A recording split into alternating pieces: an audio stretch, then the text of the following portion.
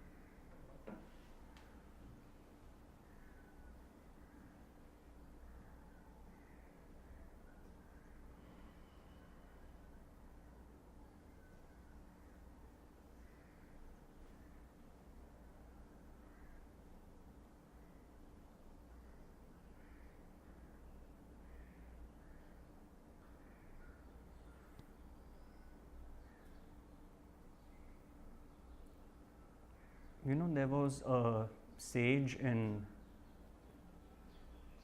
Mumbai who I think passed away in the 80s. And his sadhana was Aghori Tantra. It was quite radical and not everyone's cup of tea. But towards the end of his life, his name was Vimala Nanda. The given name was Vimala Nanda. We don't know his real name. He was in Mumbai. He was in Mumbai. He passed away in the early 80s. So, towards the end of his life, he told his main disciple, who was a Westerner,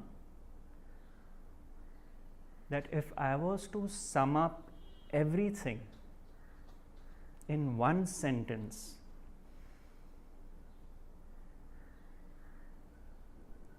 it would be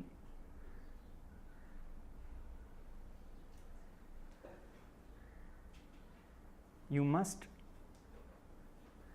learn to live with reality, otherwise reality will come to live with you.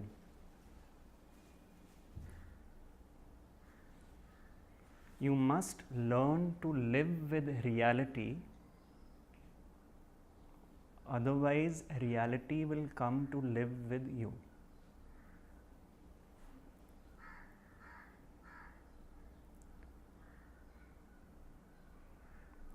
This was a man who was into a lot of practices. He could have a lot of siddhis, lot of the left hand of God path, it was called. Supernatural events, clairvoyance, clairaudience. But at the end of it all, he said this one sentence.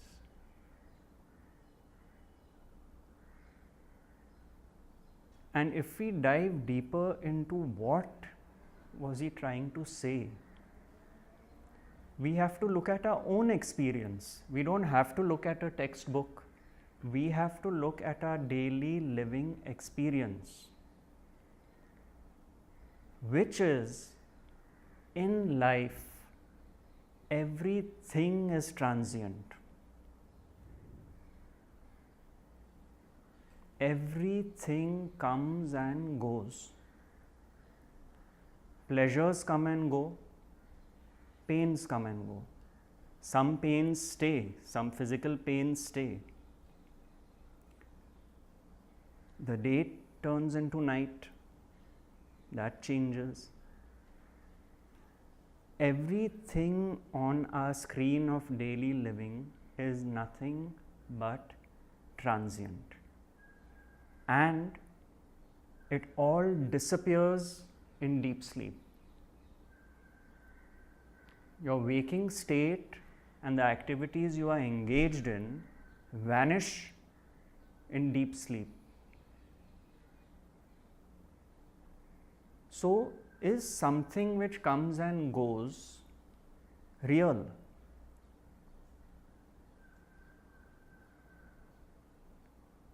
Is something which is so fickle that changes moment to moment, your thoughts, your views on certain situations, your views on people, your relationships, keeps changing. And not only does everything in life keep changing, but the foundation of life, which is our very existence from birth to death, is also transient. Is that real then? Because what is real must be there eternally. But the whole structure is set up for impermanence, in which we try to find security, in which we try to establish control.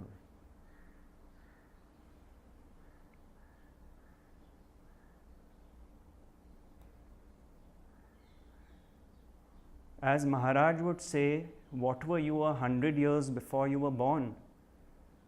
What will you be 100 years after you pass away?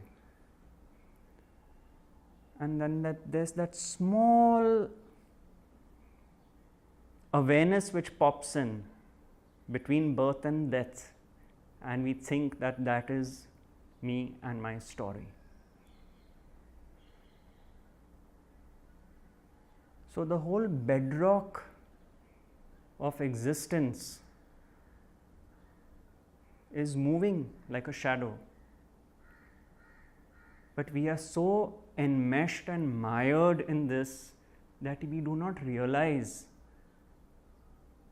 that this is all just images on the screen of life. So what does it mean when he says that if you do not learn to live with reality? Realize that pleasures come and go. Realize pain comes and goes. Suffering comes and goes. Everything comes and goes. And then with that realization, what happens? You are no longer buffeted by the winds of change, because you know this is the nature of life and living. You are no longer seeking only pleasure, because you know now with your personal experience that that is short-lived. As Maharaj would say, pleasure is the interval between two pains. So that is the nature of life. But what some of us do, which is also natural, is we try to stack up our pleasures. Only good things must happen. Nothing must go wrong in my life. I must avoid suffering to the best possible extent and only see that I am happy. But that happiness is attached to an external situation, and that will never provide true happiness.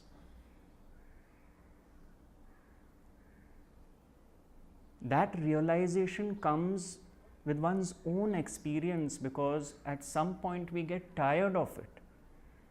That is when the seeking begins. That happiness is not to be found externally through events, situations, or people, because that is not lasting. That is not true. So, where is true happiness to be found if it is not to be found in the flow of life?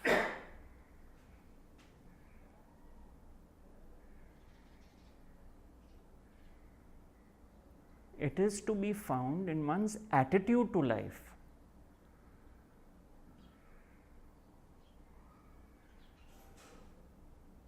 And one of the biggest causes of unhappiness is this need to want to control each and every situation, people in our lives, our own emotions, to control that we must not feel this way, we must feel that way. The individual has come and sat upon something and has started exercising this will and control of how things should be. They should be this way, they should not be that way.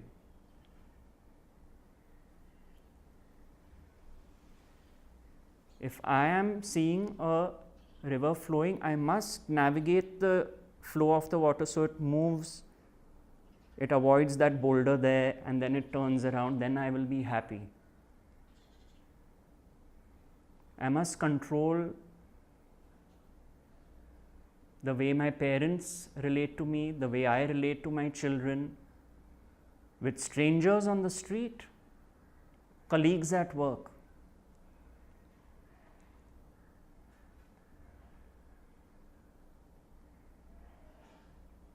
That control is what needs to be looked into. Life is natural. We will all be coming with our scripts, and they include all the facets of life. But we create additional suffering when we say that no, according to us, things should not be this way.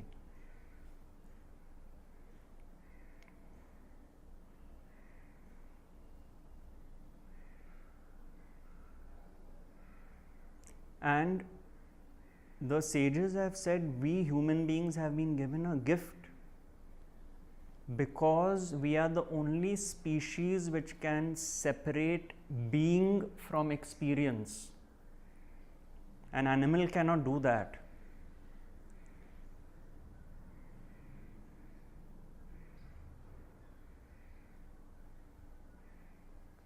We are the only species who can separate our being from our experience, because we are aware. We are aware that we are aware. I am aware that I am suffering. I am aware that I am enjoying. The animal does not have that degree of awareness. So, with the flow of life, you realize whatever tragedies you have faced, whatever high points you have seen, there's always that background of awareness which knows that this happened, this happened, this happened, this happened. And what Maharaj would say is, with that understanding, you start abiding in your beingness, in that awareness. You start viewing things, situations, people with that sense of being in which life presents itself. And it is a natural process. It is a natural happening. The ego needn't want to try to be aware, because to be aware is the absence of the me which wants to be aware.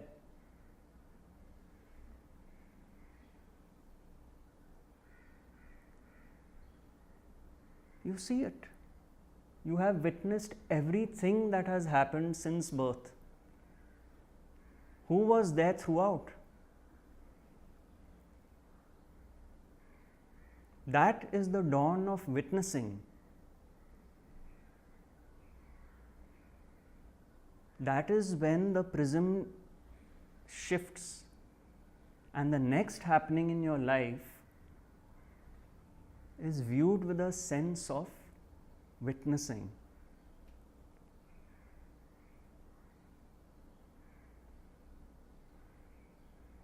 And once again, Maharaj has said, only as a witness can you truly help another.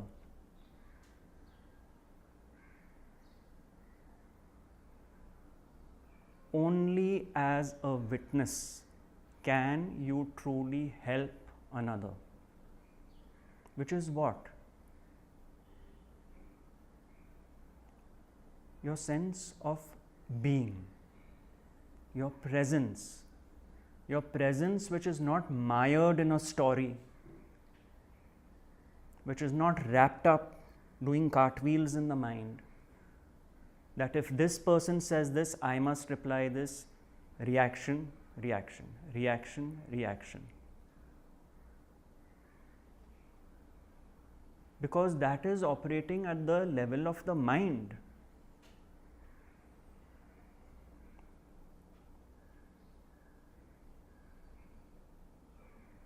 The dawn of witnessing is such a natural phenomenon because you will realize that setbacks don't affect you like they used to.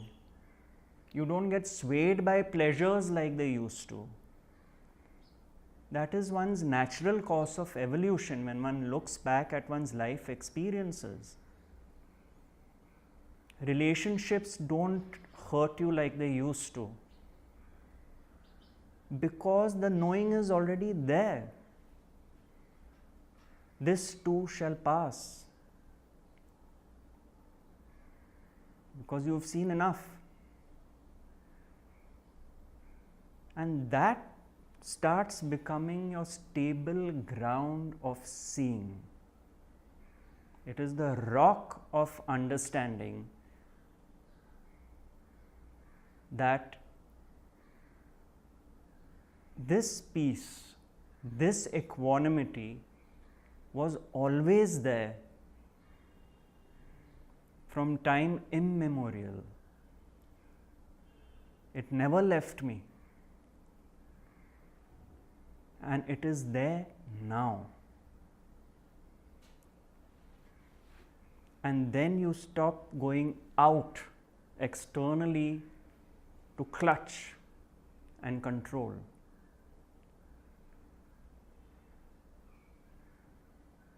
The game starts changing.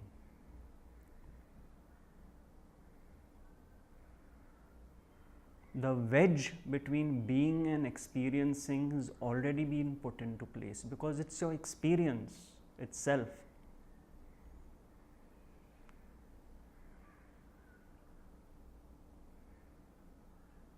And what did you choose? You cannot choose the minute you fall asleep. Is that a choice that, okay, now 3 minutes from now I am going to fall into deep sleep? Does it happen that way?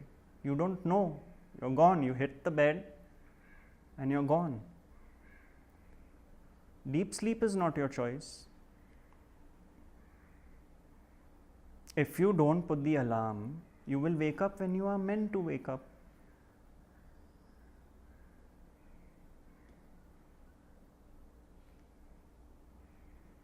That means we are quite comfortable knowing that 1/3 of our life we have no control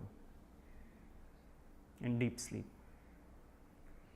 But the balance 2/3, we are convincing ourselves that we are in control. So what happens when one does not learn to live with reality?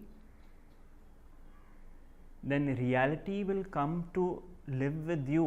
It is not being pessimistic or being hard on us, that statement. He's just trying to say that life will keep teaching us, keep showing us, keep mirroring us these situations till the understanding dawns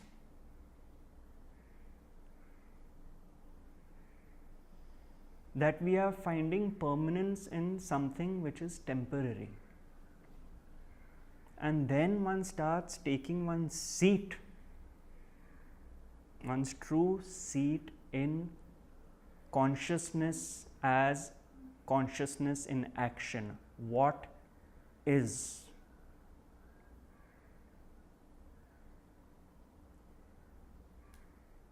Being in the what is and not what should be is the reality, the conscious presence.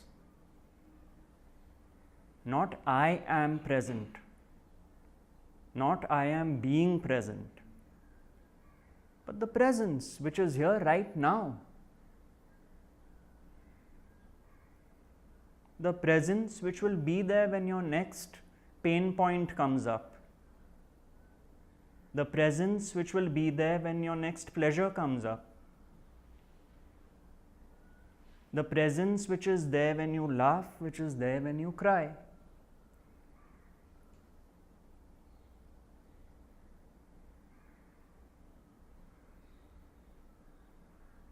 And you start reclaiming your true position.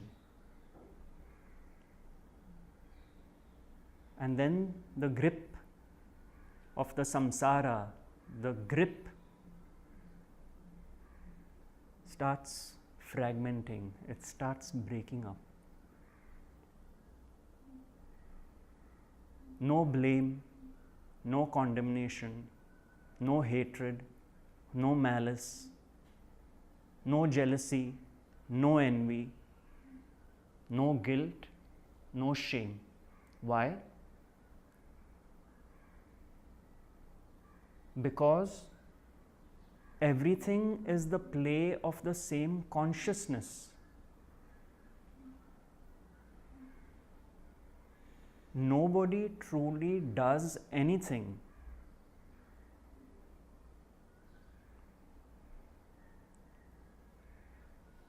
Can you imagine in the kitchen the toaster blaming the juicer for producing juice?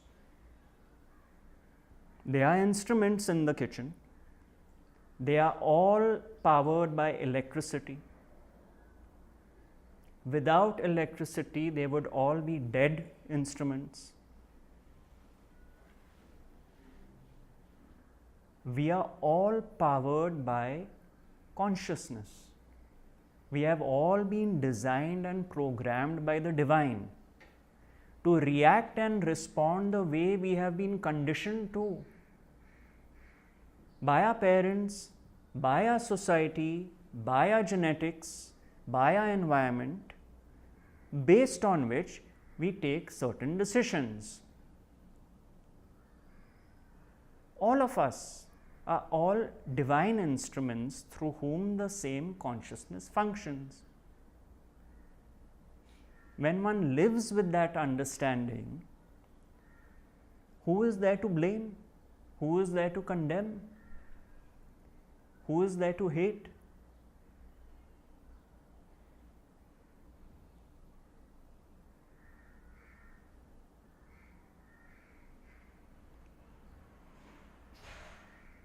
Now, the Ashtapasha, which they say the 8 snares of existence,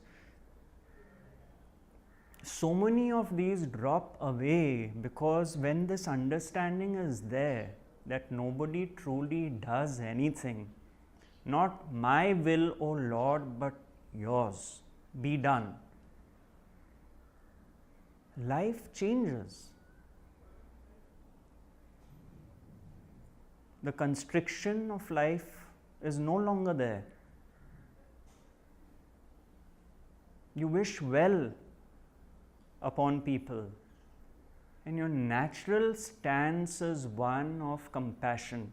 It is not something to be developed because it is an automatic result of this kind of seeing. what happens? One stops criticizing others. One starts judging others. One stops complaining as much as one used to. Because the divine has manifested in this way. Where's the complaint?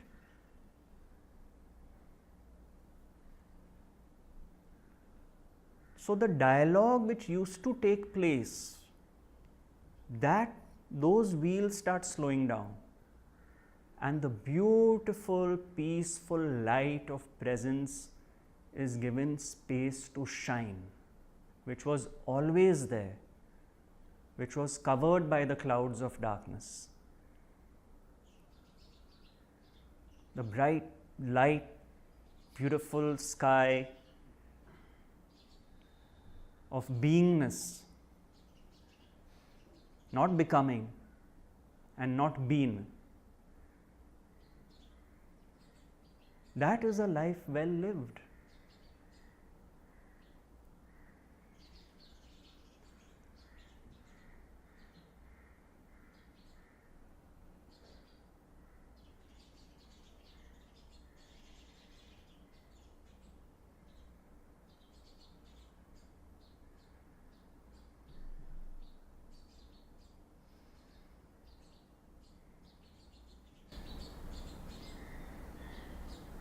People may call you coward. People may say whatever they want, but the point is, who is at peace? And who is calling whom a coward?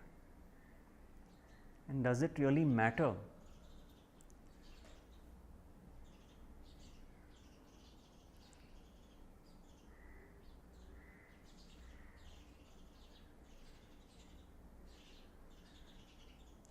When Ramana Maharshi's ashram was attacked in the middle of the night, he told his staff, let them take what they want. So people told him this. Is it that being cowardly, shouldn't we react? He said, no. They are doing what they are designed to do. We are doing what we are designed to do. Let them take it.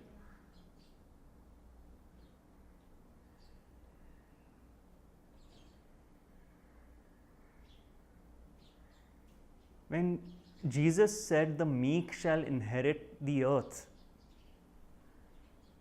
what does that mean?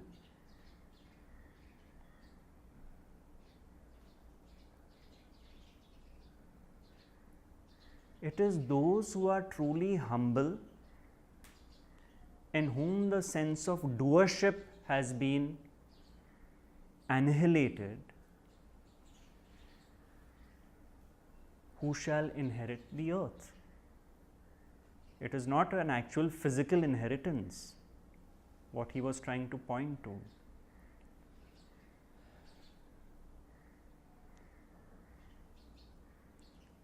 The point being that we are talking about peace in daily living. And it is worth investigating whatever aspect one needs to find that peace which is already there.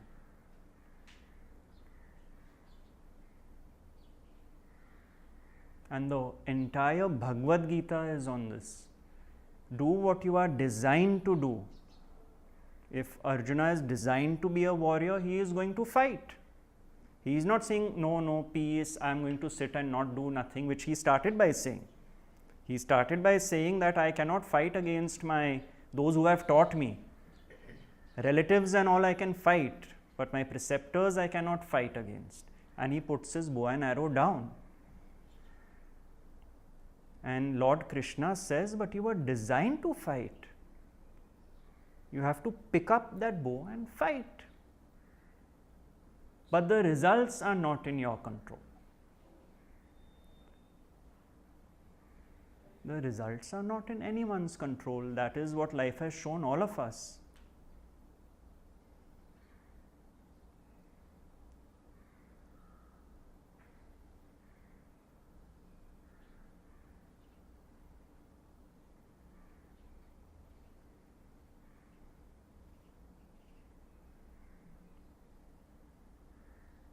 yet we want to control the outcome. Amazing. And then we question why. Why did this not happen? Why did this happen? These why questions start dropping away.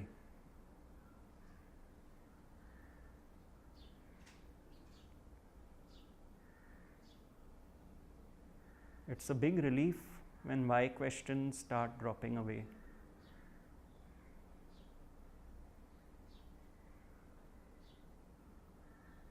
And as my teacher would say so often in the talks,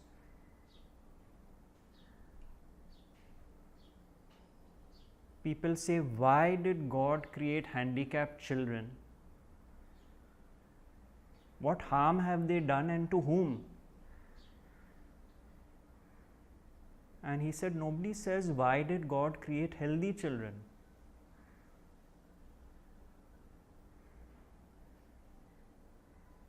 Why is that? That is the basic duality of life. Healthy children and handicapped children.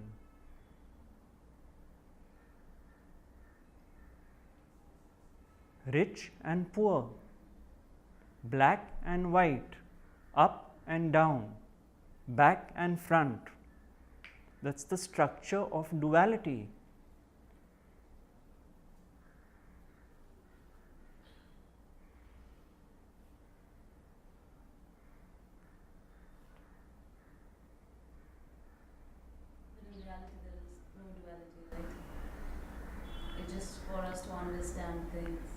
We are in duality. Manifestation is duality. But what we do is we convert that duality into dualism, because the me and the other, which is the basic duality of life, has become me versus the other.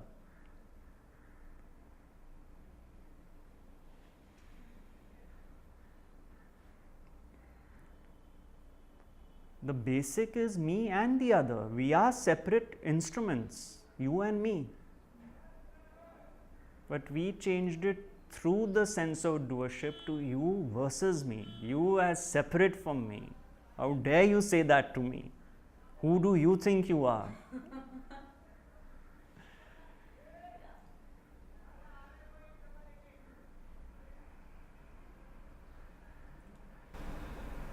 But that's what I'm saying, like there is no high or low, it's just one. It just we see it differently because we want to see it differently. Yes. And that is also not our doing. Yeah. That is the way it is.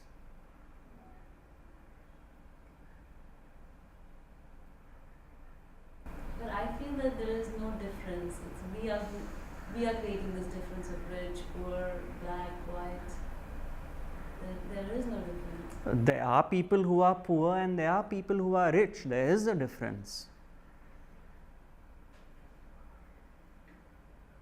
It's like we have created that difference, right? No, there are people with less money in their pockets and those with more money in their pockets.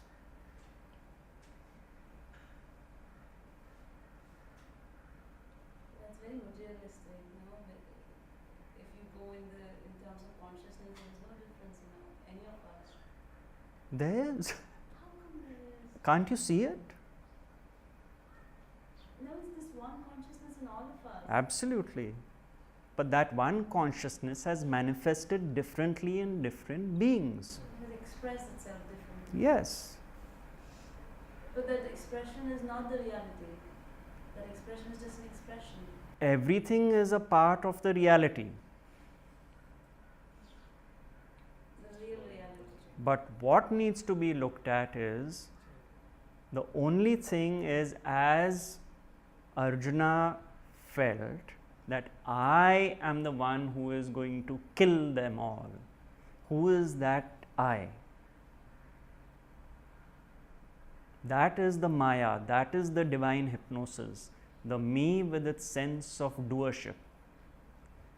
When the Lord says, Dear Arjuna, I as time have already killed them.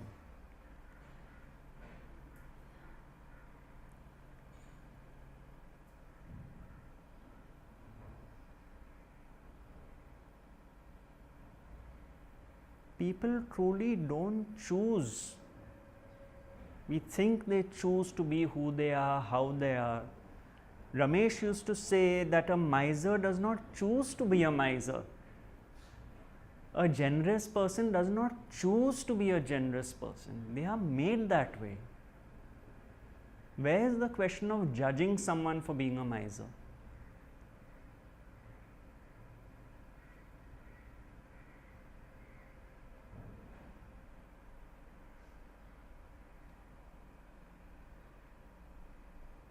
And this kind of seeing is in Advaita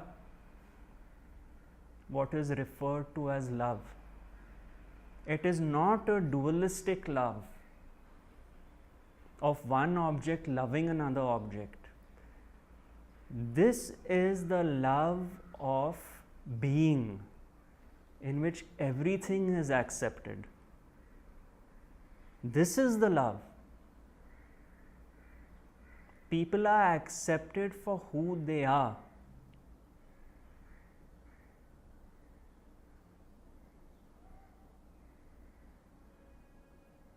This is a love which does not depend on anything for the love to happen.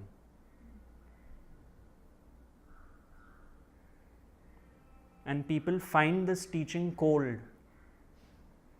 People find the whole perspective of Advaita cold when the whole foundation of Advaita, the whole foundation of teachings of Maharaj, of Ramesh and these teachers is based on love.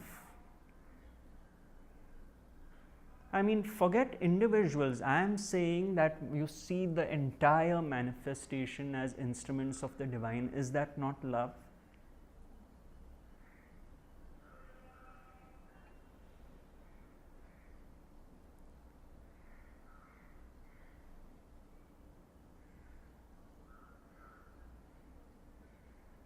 You are living in a society which has certain laws and rules.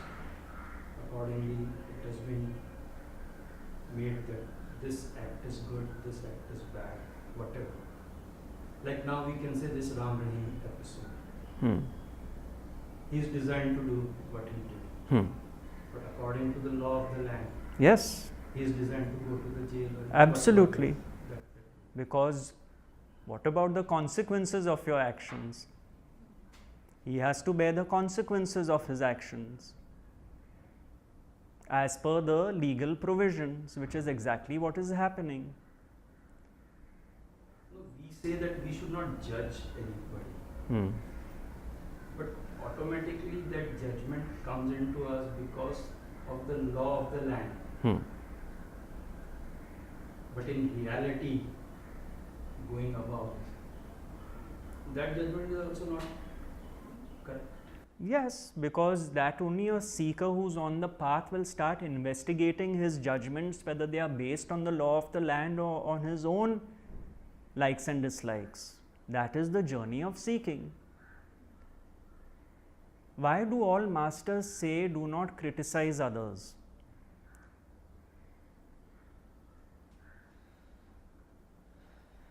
Because Maharaj says everything is the affair of the Brahman. To criticize something is to criticize Brahman, right? Because you're part of it.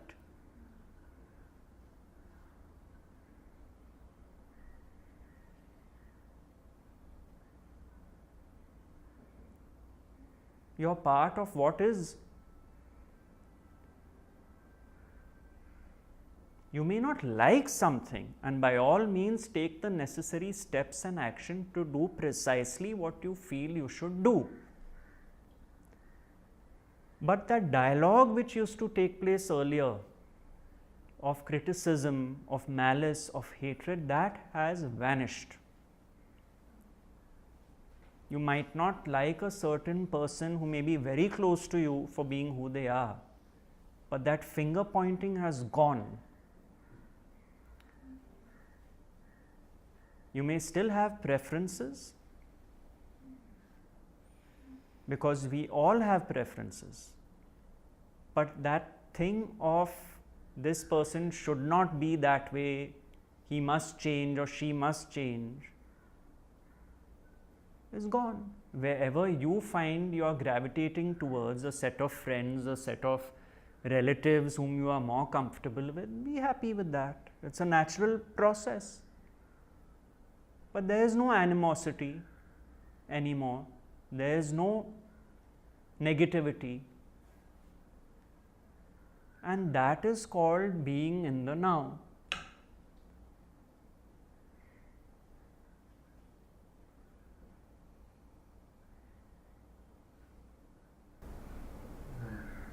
I have a question.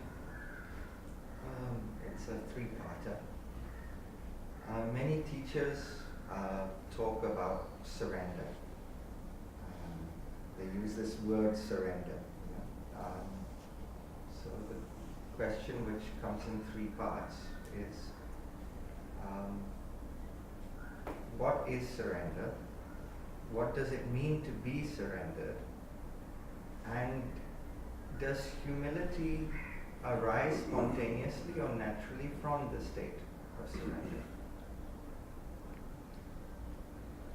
According to me, there is no such thing as surrender, because what can we truly surrender is only what is ours. What is ours? When they say you must surrender, what are they pointing at? What to surrender? There is nothing which is mine. Ego, perhaps.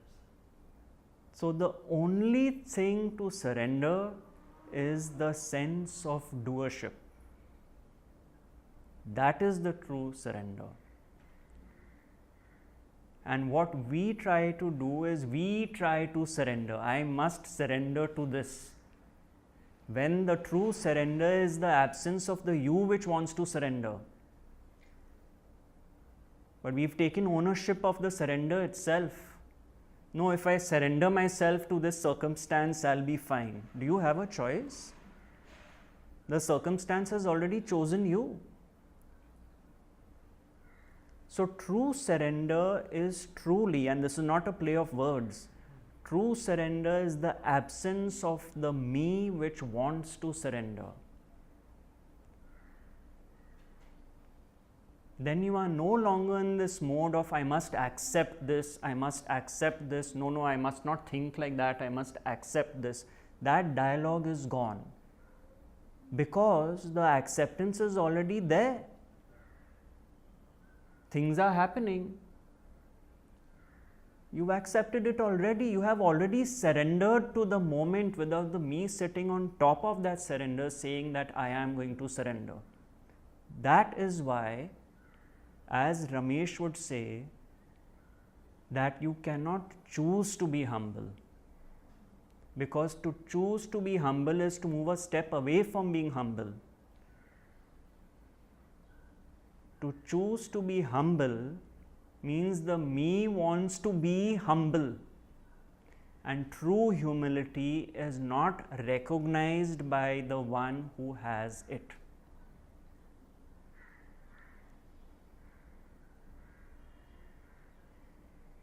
So this whole notion of I want to surrender is a setup, it's a trap. Because deep down there is no you to surrender.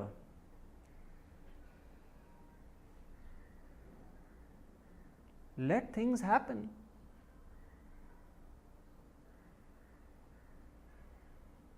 Surrender to the source. What is that? Thy will be done. Malik, जो आपकी मर्जी, is surrender, which is surrendering your sense of doership.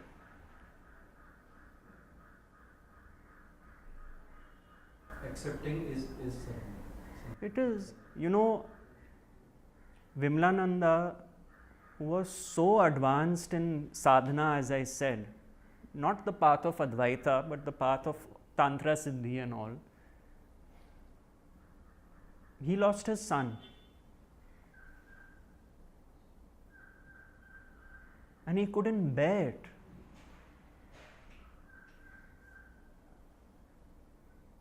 But he said, Divine Mother, this is your wish.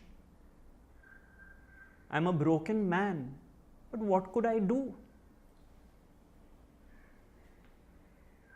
There was no doership that because I have done these practices, because of this, because of that, this should not have happened to me.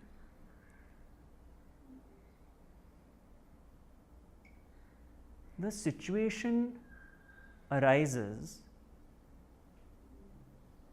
and what choice do you have but to accept it, to set up resistance to what is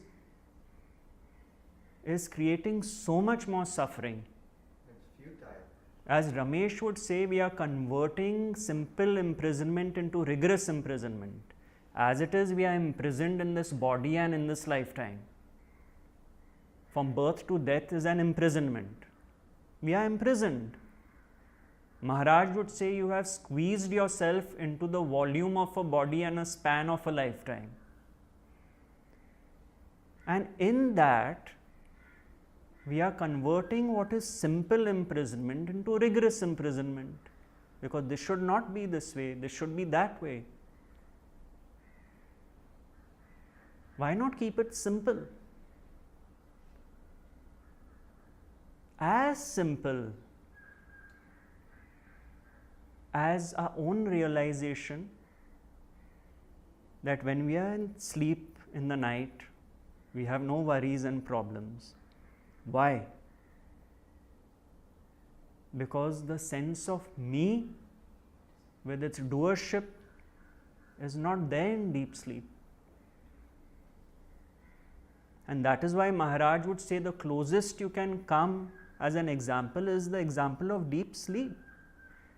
Because one knows that to wake up and say I slept well is the biggest fraud, because you did not exist in deep sleep to know you slept well. But yet there was something which was common between the deep sleep, dreaming and waking states. Otherwise you would not be able to say I slept well. That is the reality.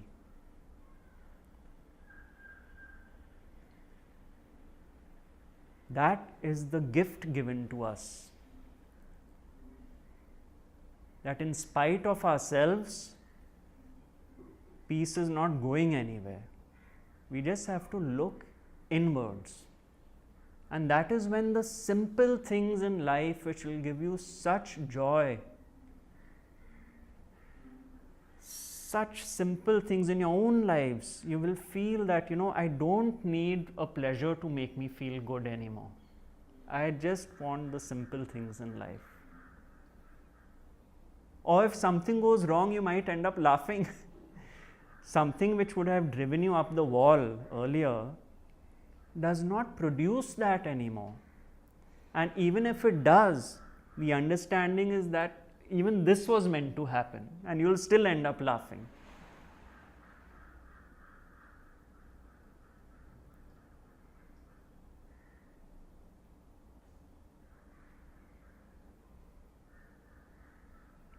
Therefore, peace is your birthright. It is.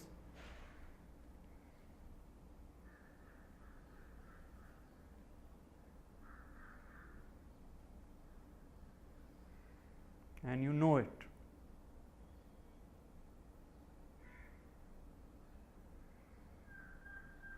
It's a fleeting moment. What is life? A few years?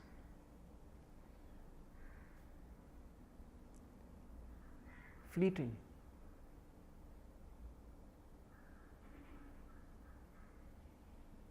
So living with the understanding creates witnessing. And you will see that life with all its aches and pains and ups and downs keeps going. but there is that deep sense of being which is untouched, uncontaminated by the me and my story, which is never leaving you. It is always there. We just need to invert our gaze to look within, to see that gift. And then what was earlier a position of observing in the waking state becomes more and more of witnessing. Observing is me observing you, and therefore judging you as good or bad. But now the gaze turns into witnessing.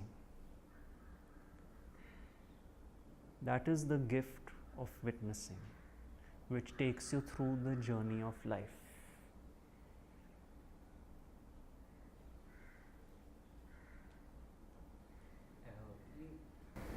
I need to take any effort, or this will happen automatically? It is automatic. You just have to look at your own life. Look at, in the evening, spend 15 minutes and see the events of the day. That's all. And you will come to this conclusion yourself.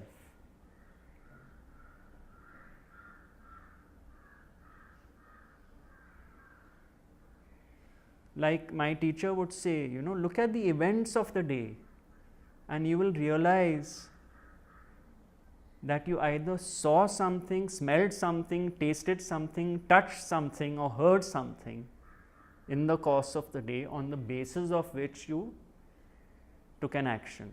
Now, did you have any control over all those? Then how can you call it my action? But we call it my action. You had no control on all the factors which made you take a decision, yet you call it your decision.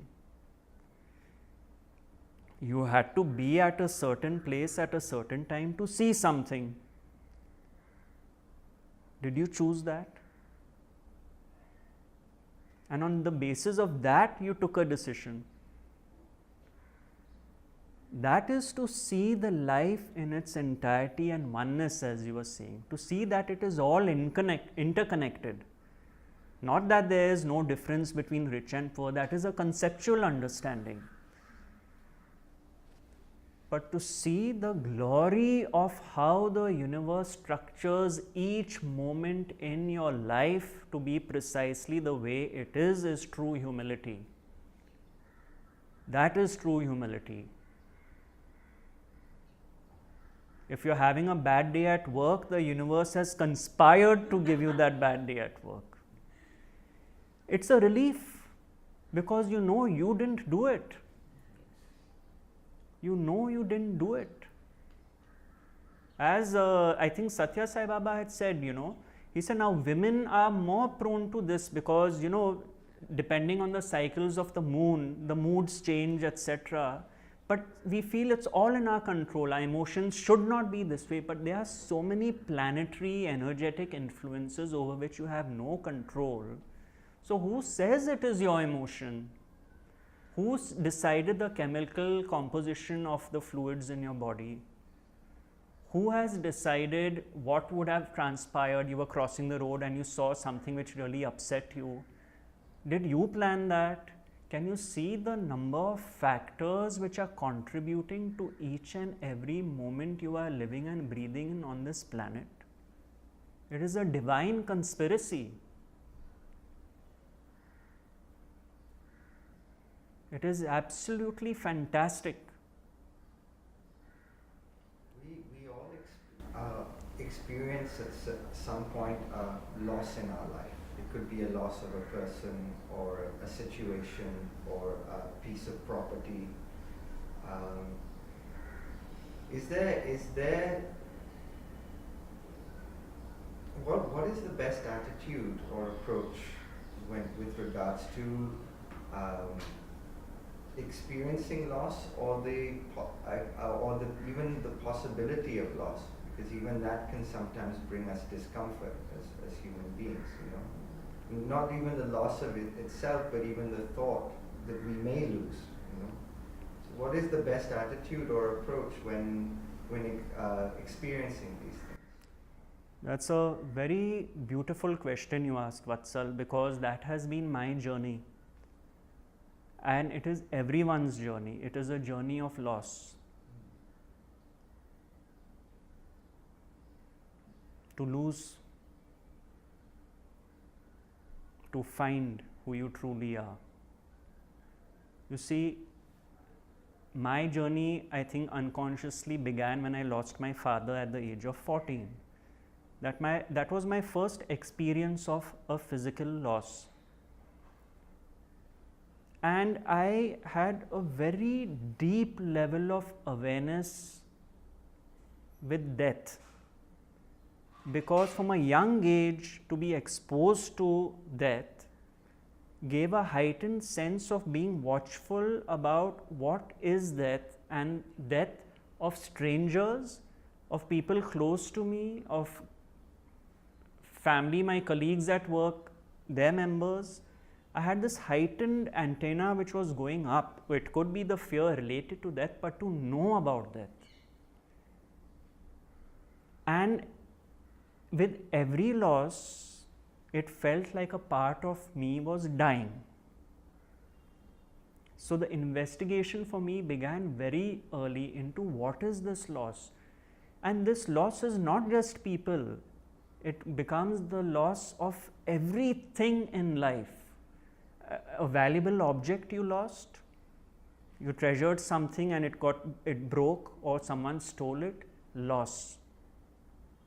You had a cherished relationship and your friend fought with you, loss.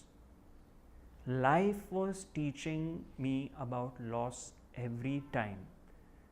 Then what happened? I realized that when it is me and mine, my dog when he died, my dog, not a stray dog on the street which died, who used to sit in the passage and welcome me every morning for 17 years, and one day he was gone.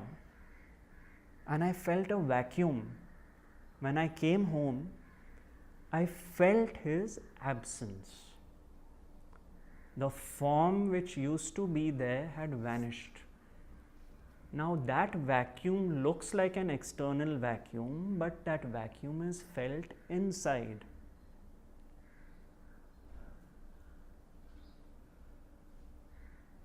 And I realized, and I posed this question to Eckhart when I had met him, but to come to that a bit later, I realized that whatever one loses points to emptiness. Whatever is lost is felt inside as a loss. And why is it felt as a loss? Because there is nothing there. Loss. If everything was stripped away from you, you would be empty. So, this investigation kept going. The day before I was to meet Eckhart in Chennai to take him to Tiruvannamalai, my grandmother passed away. She was ailing. We knew she was going, but I was at a dilemma that should I cancel my trip because she was in the ICU, or should I go ahead because we had helped organize a lot of things. I was taking him and his group to Tiruvannamalai. And she passed away the night before, and the funeral was in the morning, and then I caught the plane to the airport. What did I feel? Loss. Right? So, what happened is, over dinner in Pondicherry or Tiruvannamalai, I don't recall. So, I asked this question to Eckhart that I feel I'm talking on everyone's behalf, that when we lose loved ones, when we lose things we cherish, My understanding is because we derive our sense of self from them, we feel that loss. So if we did not derive our sense of self, then would we feel that loss? And he asked me, he said, can you proceed further? How would you investigate this further? I said that what did one feel? Emptiness and a vacuum. Is it good or bad? I don't know. The fact is, it's a vacuum. So I said, Eckhart, the next question which I would like you to help me with to answer is that as a young boy, the thought would come that what would happen if everyone I loved, everything I cherished, died at the same time?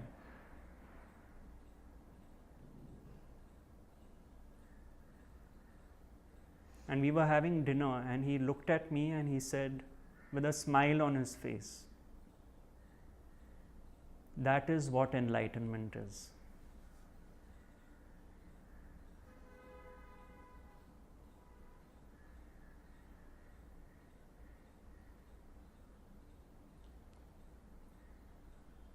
Which is his most potent sentence, to die before you die and find there is no death. There is just emptiness, pure being, consciousness, awareness.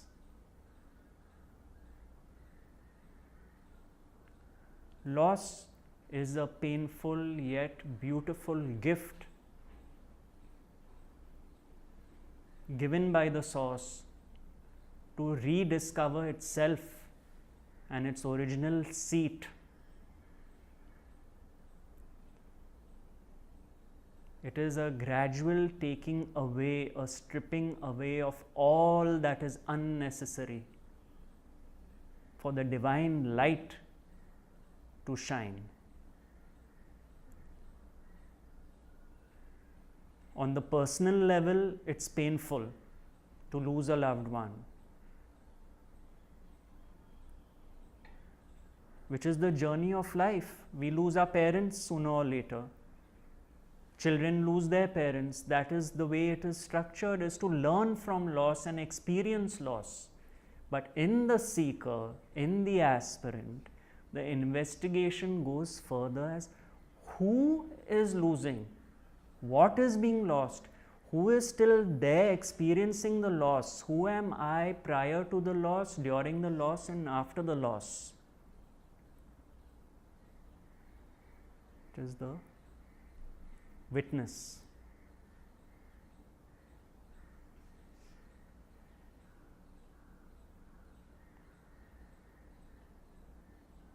And on a material level, as they say, if a jnani loses money,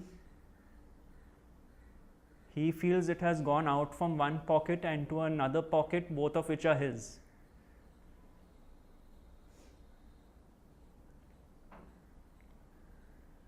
So to lose your judgments, loss. Lose your criticism, loss. Lose your hatred, lose your blame, lose your condemnation. And what is left is the vast peace of being, which can never be lost. That is what is yours. Everything else will come and go. At least taste that in this lifetime. Taste the ultimate, absolute absence of things, because that is already there. That is your true wealth.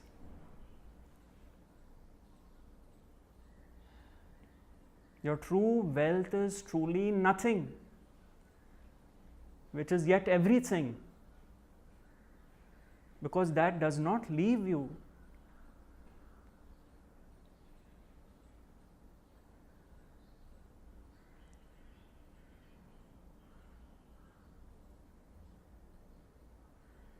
that brings about healing.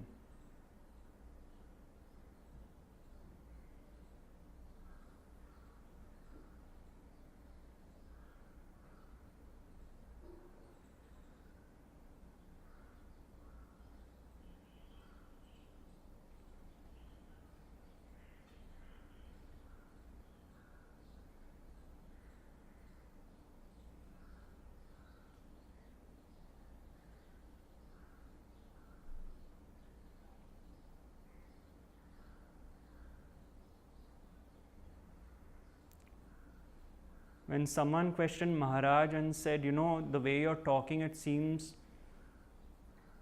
like you're already dead. What's the point of this? And his answer was, not only am I dead, I am double dead. I'm dead to my mind and I'm dead to my body. Which means what? He is abiding in his beingness.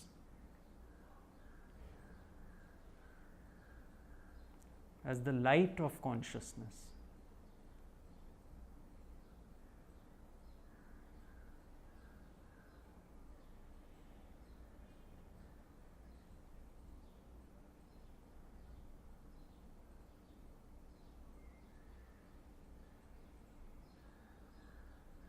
Which is already there for all of us, not to be acquired. As that famous quotation, perfection is not when nothing more can be added, but when nothing more can be taken away.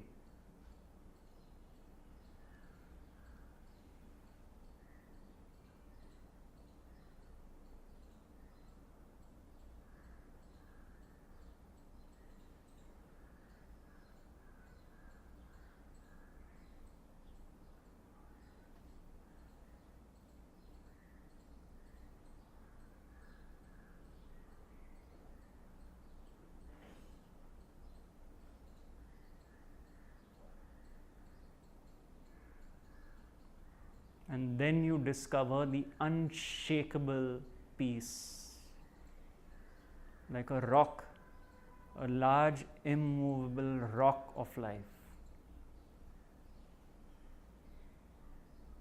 Nothing can be added to it, nothing can be taken away.